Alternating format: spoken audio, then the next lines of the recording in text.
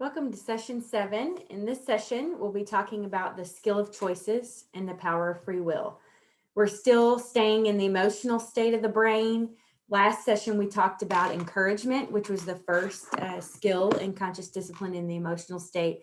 And today we're covering the second skill in the emotional state, the skill of choices, and talking about the power of free will.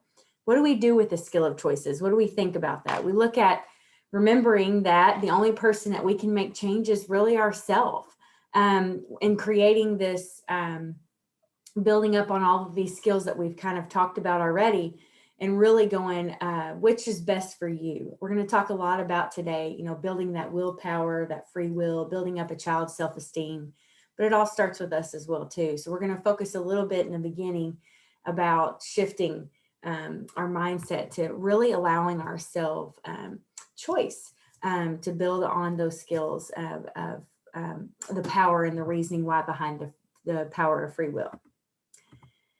So a little bit of background of what we're going to cover in this session today is understanding that power comes from choice and not from force.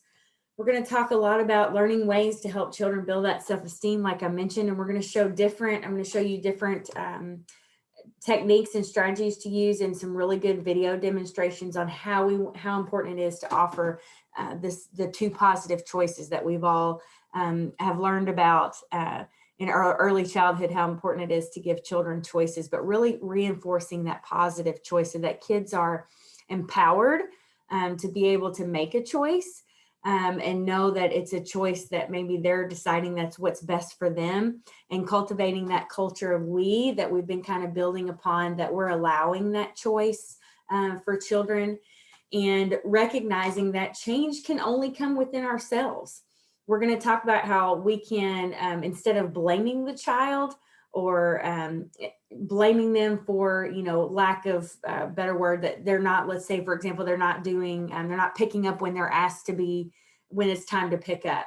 Instead of blaming them for different behaviors or different reactions that we may have as the adult, as the teacher, the role model in the classroom, we have to model it a little bit differently. And we're teaching that piece and having kids be responsible for their actions and their choices, but in a more of a positive approach. As you see here, we have Sophie, and we're going to do a little, like I did last session, a little story time, so you can hear some of the language that we've kind of been talking about, and listening to how we're helping children make choices. When we're thinking about that skill of choice, again, we've mentioned building that self-esteem, that willpower. That's really, really what we're looking at here. As the adult, we know that the powers are for us as adults, and we know that the only person that we can make changes ourselves. And I think that's really a really good reminder. I know for me personally, going back to a lot of this, this entire series has helped me, kind of taken me back to the old classroom days. And really kind of using it, kind of thinking from a different perspective, what my classroom would have been like, what I would have been like if I had to practice these skills in my classroom and created that school family that we've been kind of building on. So if I would have just shifted my focus to, man, I really got to change myself instead of the kiddos in my classroom or the parents that were difficult parents, and everyone knows who those parents are or what that's like. If I had shifted that and really understood that I could really, I only have control over myself instead of trying to control everyone on the outside, I would have had a different experience, a more positive experience.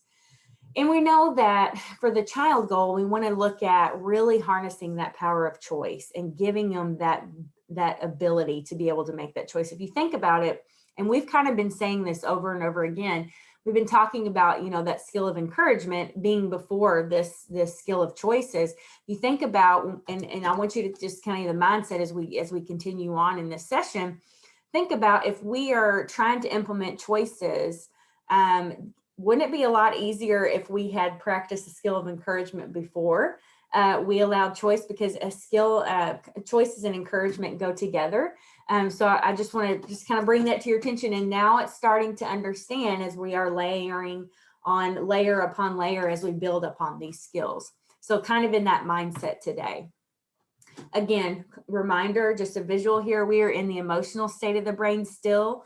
Next session, we'll talk about empathy and really understanding how we can help manage our own emotions as adults so that we can help kiddos as well. And really looking at, okay, we're building upon this. We've talked about rituals, we talked about encouragement, and with that, we talked about jobs.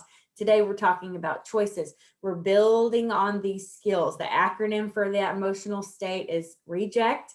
If you remember in the survival state, we talked about NARCS being the acronym for noticing, assertiveness, routines.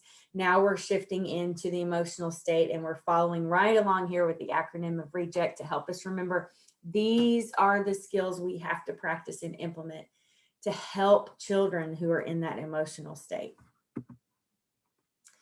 All right, so now we shift to our pre-learning survey. So let's just see where we are. Again, just to refresh your memory, we're going to do a scale of 1 to 5, 5 being you strongly agree, 1 being you strongly disagree. We're going to put a 3 kind of in the middle that you have kind of mixed feelings back and forth here about how you would answer some of these. And again, this is for you. This is for your knowledge. There's no pass or fail. This is just to test your knowledge and see, you know, kind of where your mindset is before we shift into diving deep into this skill today. So for the first question we have here, and just put down what you think on a scale of 1 to 5. What do you think about choices give children power when they might be feeling powerless? Choices give children power when they might be feeling powerless. What are your thoughts about that?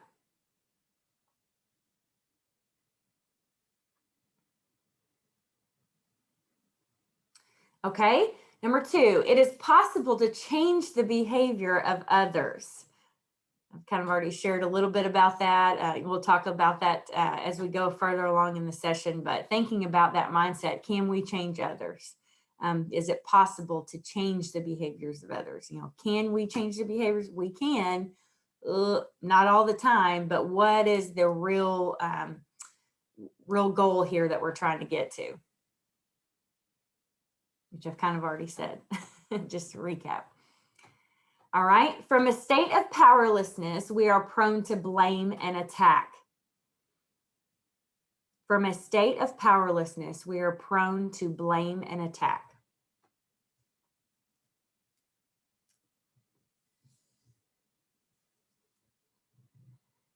Okay, number 4, you can finish your work or you can miss recess. Is a true choice? So we're talking about different choices today. Is that a true choice or is that a manipulated choice?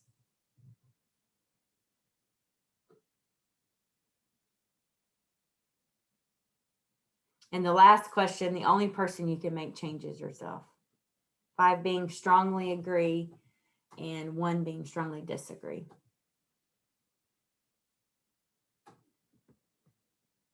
Okay. So now we'll talk a little bit about the power of free will, and then we'll shift into choices. And I have some structures today also to show you, which is my favorite part, because those are the takeaways that you can take right away and start implementing. We're thinking about the power of free will. Remember, it's to remind us that we are the ones who are responsible for our behavior. Again, you know, in the beginning of all this, when conscious discipline was new to me, that was a really hard concept to be able to, I had to remind myself constantly, it's a mindset shift. I am the only one who's responsible for my own behavior. And most of the time, and I still have tendencies to this day, because I'm still practicing these skills, there are times where I shift my perception, depending on how my perception is. If I'm triggered, which we've talked about that in survival state, then it's easier to blame someone else for my own upset. It's easier to blame, you know, so-and-so for the way something doesn't go right. And so just getting in that mindset to go, hey, you know, I am responsible for my own behavior. You know, my actions, you know, speak louder than words, obviously. But if we think about, you know, if I have, you know, I kind of look at it from this perspective. Growing up for myself, I didn't get a lot of choices. I was raised by wonderful parents. But also my parents were very controlling as far as, you've got to do this specific thing and you got to do it this way, or you've got to play this sport and that's the only sport you can play, right? So there wasn't a lot of choice that was given to me growing up. And so this is a skill that I did not bring into my classroom or my school family. I did not have that skill. I didn't practice it for myself. Therefore, it wasn't in my mind, in my mindset to be able to teach or model that for my classroom.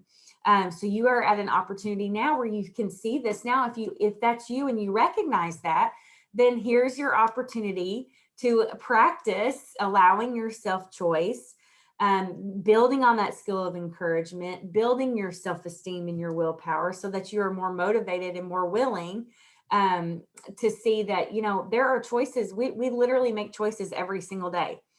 Before you came into this, or before you started watching this session, I'm pretty sure you've made several choices. If it's in the morning, you've decided to either get up and work out or go straight to making coffee and getting in your routine and maybe not working out, or vice versa. And maybe not going straight to coffee and doing it the opposite effect. So if you're thinking about, choices, that's kind of in our daily routine, that we are making hundreds, as adults, we are making hundreds of choices each day. And, some choices are good and some choices are bad for us. So when we think about those choices, whether they're good or bad, their end result is there's a consequence that comes with that, right? So thinking about this today, and just kind of let's think about this, what are some choices that you made today? The choice to, and I'll give you a couple examples, but, from a child's perspective, I'm trying to think, the choices my kids made, make in the morning, to get themselves ready. They make a choice. They either have a quick breakfast or they have a breakfast that they've got the bacon and eggs, and so they have a choice to be able to do that. With outfits, I can remember very early on, just because it's in my nature and it's in my DNA to be controlling of a situation so I can get on time and not have to worry about, what my daughter's wearing, that I didn't allow choice. It was, you're going to wear this. And then what would happen from that? A power struggle.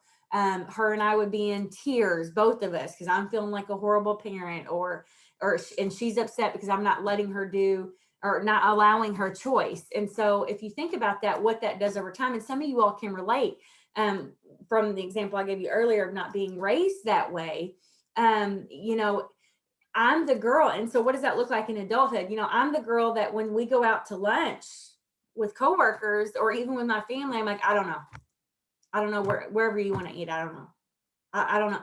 It's hard for me to make choices because they weren't given to me.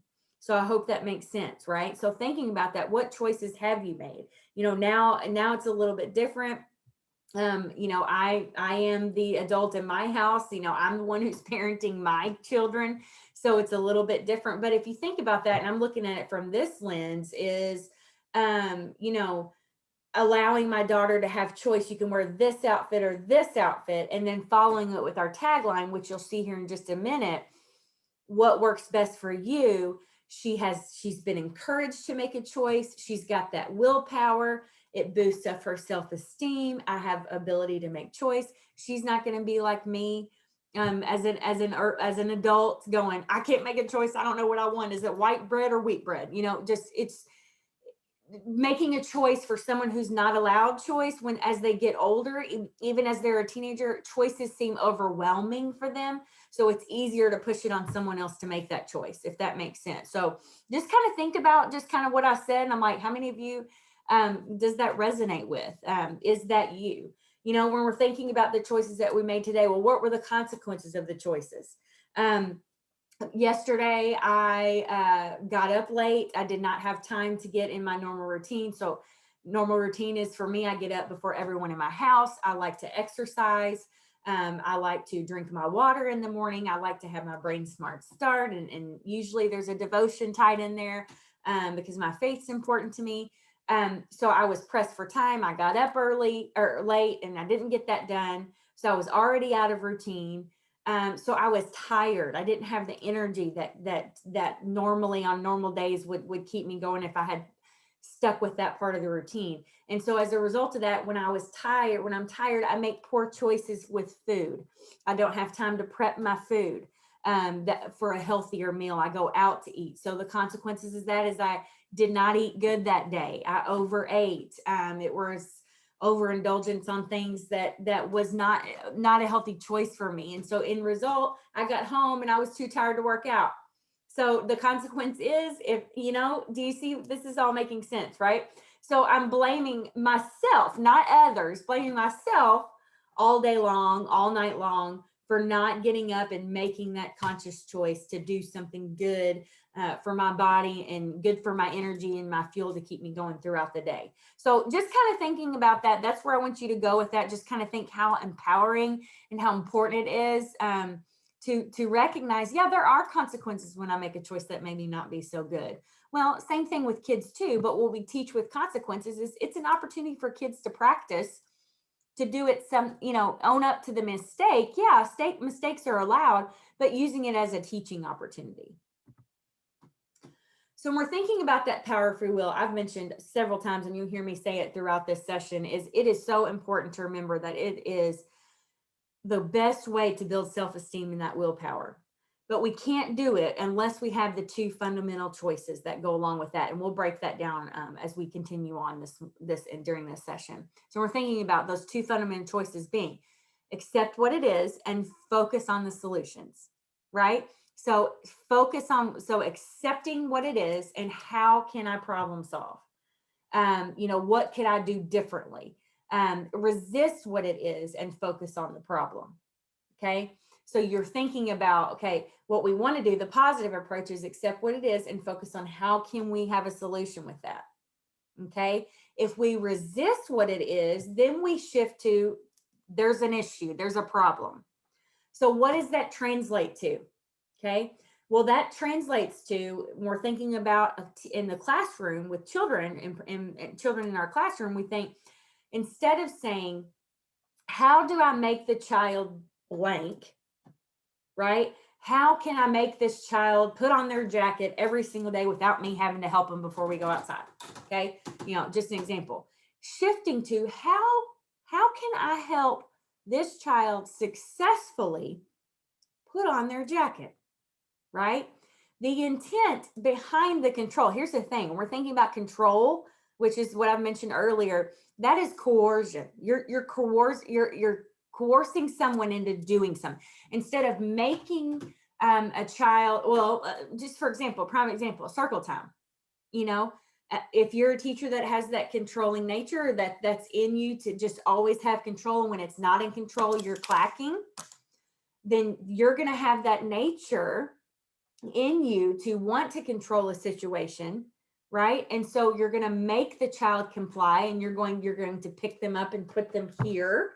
You're going to pick them up and have them sit down, right? Instead, it's how can I help this child be successful and building upon different structures that are going to help them in the long run, right? Again, and I'm going to say it 40 times. You cannot do this if you haven't built on the skills that come before. I'm going to say that one more time. You cannot practice the skill of choices if you have not practiced the skill of composure. If you have not practiced assertiveness, you've gotten rid of your aggressive tone and your passive tone, and you're here, right? How can I help? You seem to be having a hard time. What can we do? That's when you're shifting to how can I help this child be successful? I'm going to show you some examples here where you'll really, really see that. Okay. But first we got to have story time. Okay. So we're going to go into, again, another Sophie book. And for this session, we have Sophie Makes a Choice. All right. Again, just like as last session, I just want you to hear the language that Sophie's mom uses and the other characters in the book. Really just kind of mapping out and modeling some of the language that we're learning today, focusing on the skill of choice. Okay. Sophie's mom is helping Sophie get dressed. Mom says, you have a choice. You can wear the green shirt or the purple shirt. Which is better for you? Sophie points to the purple shirt. Mom celebrates. You did it. You picked the purple shirt. Good for you. Sophie holds her arms up, up, up to be helpful, and Mom slips the shirt down, down, down over Sophie's head. Next time, it is time for shoes, Mom asked. Next, it is time for shoes, Mom asked. Would you like to wear your sandals or your sneakers? Sophie chooses sandals, and then she puts on her sandals all by herself.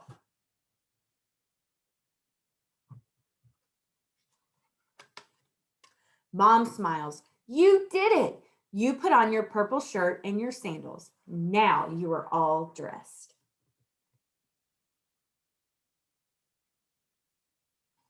Okay, so real quickly here, you know, you've seen some things. We did that encouragement piece. So once Sophie made the choice, again, this is modeling. Okay, so from a perspective of a classroom, same scenario situation.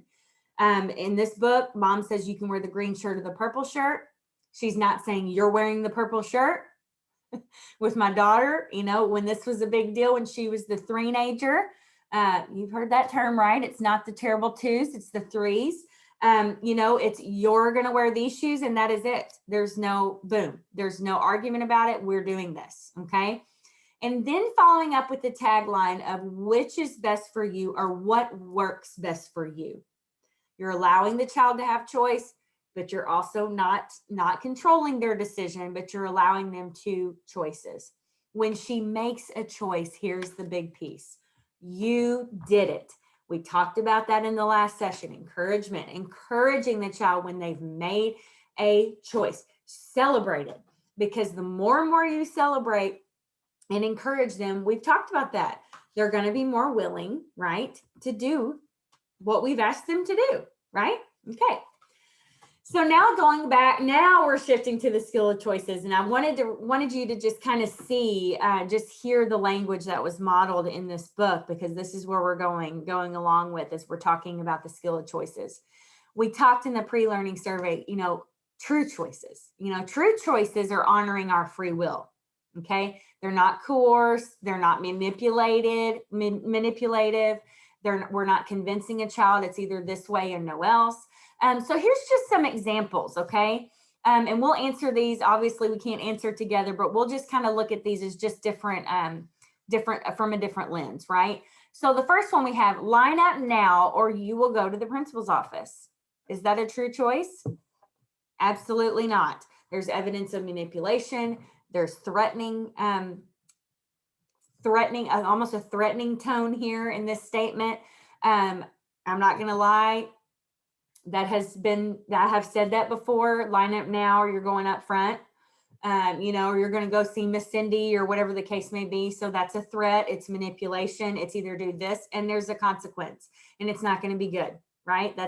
We're kind of leaving that right there for the child. Okay, look at this one. Do you want the red marker or the orange marker? Okay, true choice or manipulation? True choice.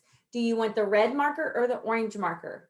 I want the orange marker. You did it. You picked the orange marker. Woo. Okay, whatever you have to do to celebrate that moment, right?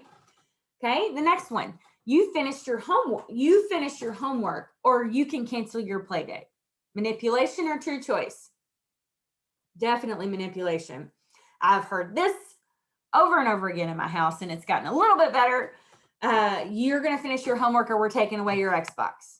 Okay, manipulation. It's a threat. There's major evidence there that is not a true choice. So how can we shift that, right? You can do your homework now before dinner, or you can do it after dinner. Instead of saying, if you don't do this, this is what I'm taking away. Okay. You can stand with your hands by your side or in your pockets. Okay. True choice or manipulation? Boom. True choice. The child who can't keep their hands off the wall, and they're tearing down all the beautiful artwork that's in your hallway during transitions, you know, going to and from, instead of saying, stop pulling the paper off the walls, stop touching the walls, they heard touch the walls. Your focus is not where it should be. Do you see how we're building on all these skills, right? Your focus is not where it should be. The focus should be, let's teach the child a skill. Let's encourage them. Let's give them choice. Boys and girls, I've noticed that when we're walking down the hallway, your hands are like this on the wall, or you're pulling papers down on the wall.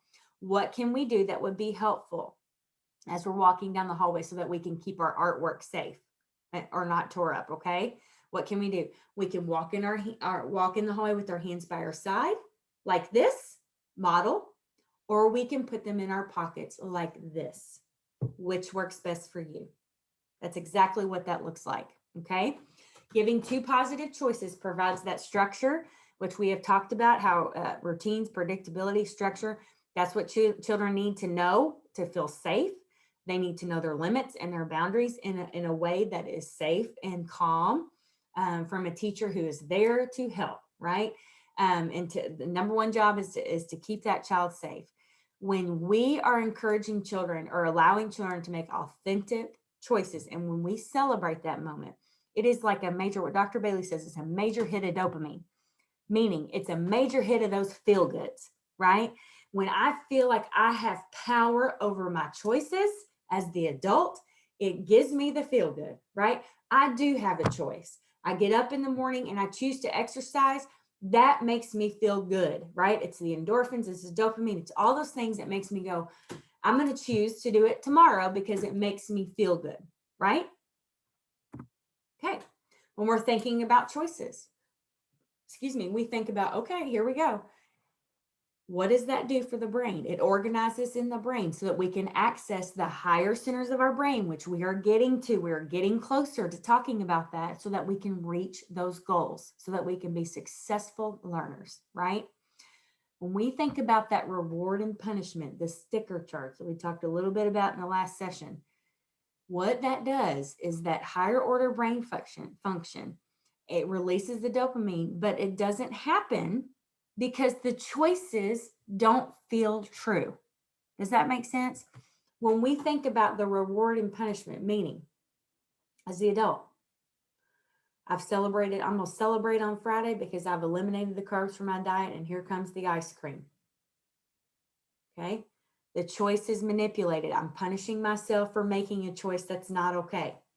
It doesn't give me the release of the dopamine. I feel horrible an hour later. Does that make sense? Okay. For a child, reward and punishment the same way. I'm going to punish you if you don't do your homework, right? So thinking about that, what is the difference? True choice versus is it manipulated? What can you do with that today? Even if you don't have a classroom, you work on yourself, right? Because only you have the power to change yourself. So here we go back to that. Thinking about the choices you're making today, or the choices that you made from this morning, and ask yourself, were they true choices, or was I blaming or attacking someone else for the reason why I made a choice that wasn't best for me, right? So think about that. I encourage you to do that. There is a downside. There is a downside to choices. Here's what can happen, especially as an early educator, as a teacher, whatever your role is. There's a real thing called decision-making fatigue.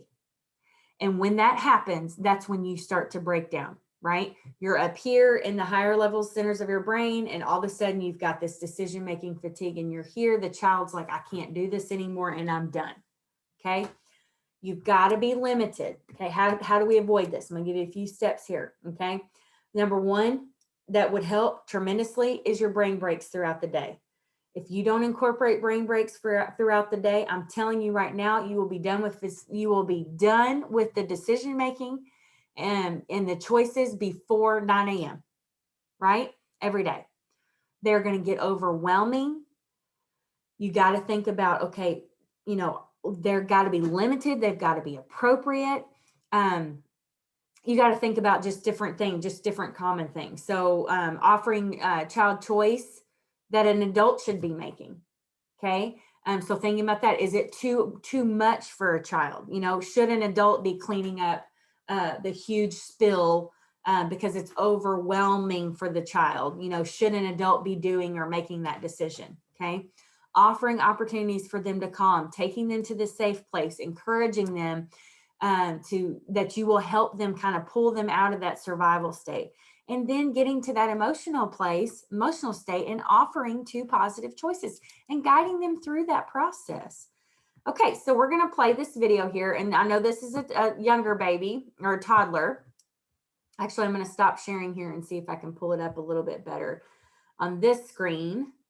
But I'm going to show you a couple examples here. And I want you to hear, I'm going to play it twice because I want you to hear specific things. Mama's phone. That's my phone. You can put it in my right hand or my left hand. You chose my left hand. Oh, and here's ducks for you to play with. Oh, you want to play with the ball?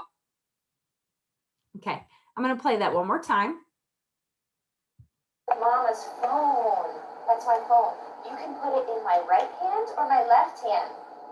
You chose my left hand. Oh, and here's ducks for you to play with. Oh, you want to play with the ball? Okay. Whoops, sorry. Okay, so what did you notice here? Okay, you notice eye contact, right? You notice that the child was, you notice that the child was, wanting to play with the phone, and we know what that's like when we don't want kids to play with phones, correct?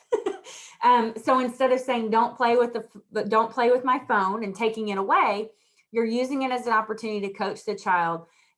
You can put it in my right hand or my left hand. Even children as young as toddlers are still able to practice this skill. He's making a choice, and once he did, mom follows up with, you put it in my right hand, and she painted a picture of exactly what he did and acknowledged that he made a choice. He was building on those self-esteem skills, and then he goes to make another choice. Oh, I wanted the ball, and mom acknowledging, oh, you wanted the ball? Again, she's attentive, she's calm, she's noticing, she's coming from a safe way, safe approach. All of those skills that we've been talking about, we're building on. Okay. So when we're thinking about two positive choices, what does that look like? Well, there's a formula, and you just heard it in this last videos. You may blank or blank and tagline with what works best for you. Okay. You may put it here or here, what works best for you. The hands in the hallway. You may put your hands in your pockets or your hands by your side, what works best for you. When we give these two positive choices to kids, okay, again, we've talked about it helps us with that decision-making process. It helps build that self-esteem so that children want to be cooperative. and at the end result, when we celebrate that moment, they feel like they're successful. It's that intrinsic motivation. It's not the sticker charts because they made a choice. And it's providing that sense of safety for kids so that we can help them access those problem-solving skills that we are trying to get to. The end result is trying to cultivate that problem-solving executive functioning skills that all children need, right?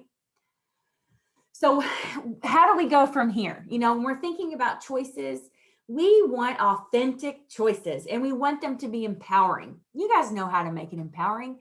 You want them to make those choices. You make it a big deal. How do we do that? We give ourselves choices, right? So here's our motivation. We change our I shoulds to I coulds. I should do the laundry today. I could do the laundry today. Okay, I could do that, right? I could do this or this, what works best for me, right? I can do it now or later, what works best for me. Celebrate when it's done and that I made that end result, right? Changing the I have to's into the I'm going to's. I have to do that. I have to do laundry. I'm going to do this. I have to work out in the morning. I'm going to work out. Do you see that? Remember, two positive choices. When we're thinking about the positive choices, we take the blame away. We get away from that reward, that punishment system of we made a bad choice or there's a consequences, right? So changing that, all right? Here's what's so neat. When we're thinking about different strategies and techniques to use in the classroom, and I'm going to show you this video. It's a little bit longer than our other ones, but I want to show you that there is a term called the parroting technique, and we'll talk here in detail after you see this video, but I really want you to pay special attention. All of these things we've been talking about and building on, I want you to watch this teacher in her moment to kind of help coach this child. This is a special needs little one. Through this moment by empowering her, building her self-esteem, allowing choice, and not punishing her at all. True choice in action. That is there for Cameron when he comes back. Addison, you can put it in his chair or you can give it to me. You have a choice. You can put it in his chair or you can give it to me. Jordan, Addison, look at my eyes. Sit down. You can put it in his chair or you can give it to me. I think that's what he's trying to tell you. Jordan. You can go put it in his chair or you can give it to me. That's funny. I didn't know. Oh, okay. Addison, you can go put it in his chair or you can give it to me. It's so hard to make a choice. I'll help you this time. You gave it to me. I'm going to put it in his chair for when he comes back. Oh, did you hear that? That's one of my favorite things in that video. I know it's hard. Well, you did hear her consistency. I hope you heard that. She focused in on that eye contact, making sure the child was there. She noticed this child's cues. She said to her, I know it's hard to make a choice, but here's your choices, right? And then at the end, we celebrate the fact that she made that achievement. She made that. She did that on her own. She was allowed choice and she did it on her own. She's going to be more willing the next time it happens to comply because she loves that hint of dopamine, those endorphins, those feel good. When she was empowered and felt that sense of, gosh, I feel something through this choice I made, right? So that is called the parroting technique. And number one, that is most important for you to be able to model this parenting technique is to go in, right? Compose, to practice that skill of composure, to retrain your brain into thinking and to saying, I am safe. And my number one job is to help this child feel safe. And this is the way to do it. Okay. So that's a pretty cool video that really demonstrates just that parroting technique in action. So now we're on to the fun stuff. When we're thinking about different structures that we can implement in the classroom that's going to help this, we have talked about routines and predictability and how pictures are important for kids. But here's some example of picture rule cards. So you can use picture rule cards, and you can go onto the website also and look up Schubert's classroom and kind of see like how it's laid out in the classroom. Or Sophie will show you what it looks like in the home if you're interested in that. But this just shows you a different way of, instead of you consistently saying you're going to walk like this or like this, what works best for you. These are structures that you could use in the classroom that's going to teach the very same thing, where kids are going to grasp the concept of maybe this is not, I have two choices, but this is not the choice. So in this one, I don't know if you can see it really well, but the top one says you may walk with me or you may walk by yourself. You may not run down the hallway. So we're allowing kids to have choice. You may do this or this, but you may not run down the hallway, right? There's an expectation, and that's what it looks like. You may clean up your workplace by yourself. You may clean your workspace with a friend. You may not leave a mess in your workspace. Again, we're allowing kids the freedom to do it by themselves because we want to promote independence, right? We also want to promote that piece of, that peer learning, cooperation with their peers, allowing them to do something that's helpful as part of the classroom. You may not leave a mess. Okay. So these are just different examples that you could use in the classroom or different structures you can create. They're going to help children visually see expectation in a way that they're allowed to practice these things. Okay. Here's another example. So this would be home picture routines, but you got another example here. You've got, you may play by yourself. You may play with a friend. You may not hurt each other with actions and words. Okay. That's what I would say. You could use this in a classroom as well, but like at home, if you've got siblings at home as a parent, this is really helpful. You may do this and this, but you may not do this. Okay. You may clean up your materials by yourself. You may clean your materials by with your friend. You may not leave materials in the floor. As a parent, going up and picking up after your kids, yes, can be a hassle. If we don't shift our focus, we're focusing on that mess all the time. This is the way to go in and say, you may do this or this, you may not leave this mess. Okay. Here's what it looks like in the classroom. Very similar to what I just showed you. You may line up in your own space. You may line up with your hands by your side. You may not push and shove when you line up. And here's one thing I want to tell you is that when you're going to teach this in your classroom, Before you lay out the picture, or right as you could do it before you set the picture card routines up, and use it as a guide, but you've got to demonstrate what this physically looks like for kids. So here's just an example of how you could do it.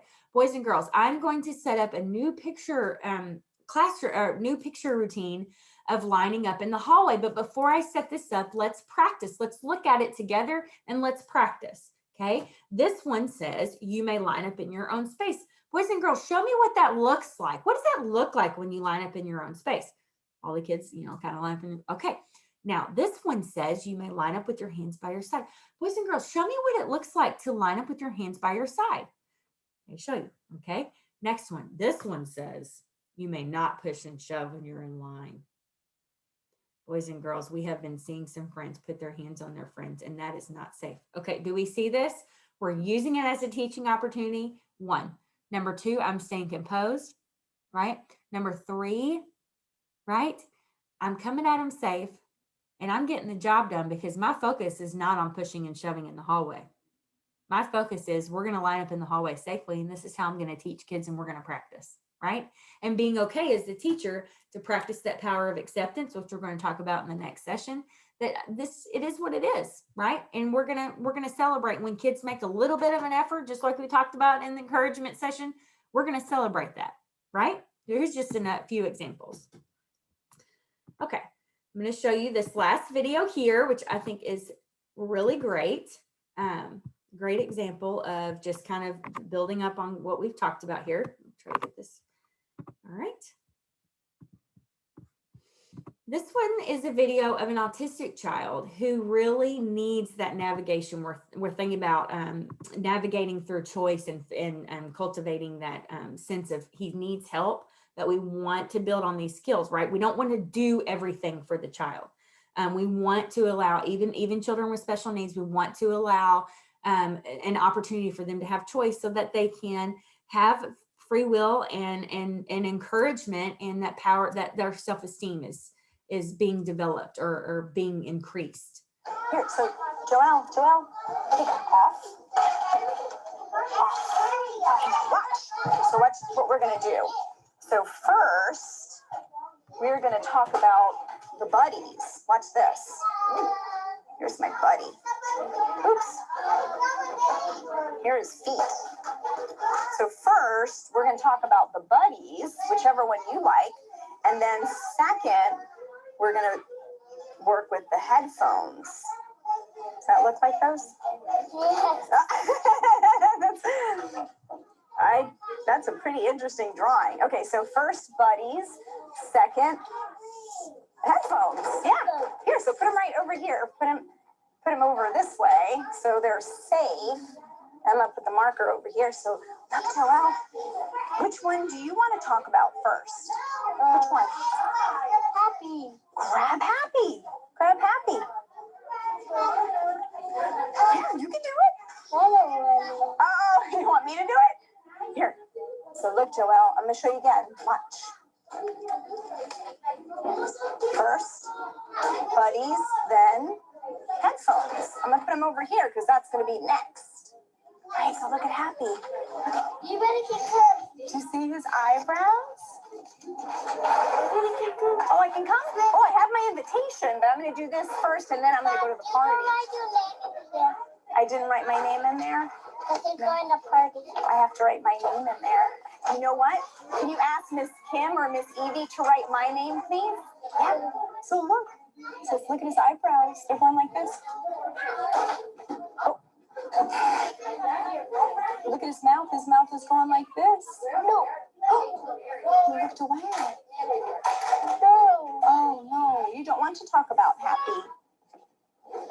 Your hands went up, though. Things that I did about maybe 3 or 4 months ago was I came in I'm gonna miss it. and I was there. And so I came in and I kind of talked about feeling buddies with a couple of kids, just did this one-to-one with a couple of them. And one of the little guys, he was just like not having any part of it. He was like way over on the other side of the room. He would watch us, but he wanted nothing to do with anything of feeling buddies or anything like that. So today I noticed he was in a safe place, so I thought it'd be a great opportunity to just go over there and kind of just casually mention some of the feeling buddies because he was close by. And I actually had to take the first then board and write down at first, just draw it up. First we'll talk about the feeling buddies, and then we'll do the headphones, because he was really motivated to play with the headphones and listen to the music, but not so much about the feeling buddies. And we were able to just kind of look at it, but he very quickly resisted talking about the first one, which he picked, which was happy.